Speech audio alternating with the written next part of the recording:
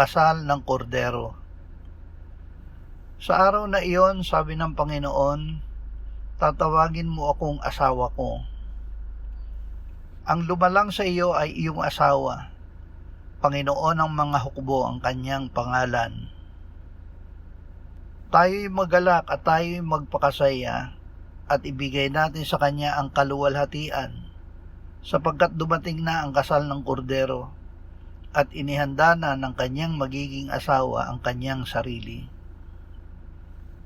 Ama, salamat na kami ay ginawa mong isang katawan kay Kristong iyong anak.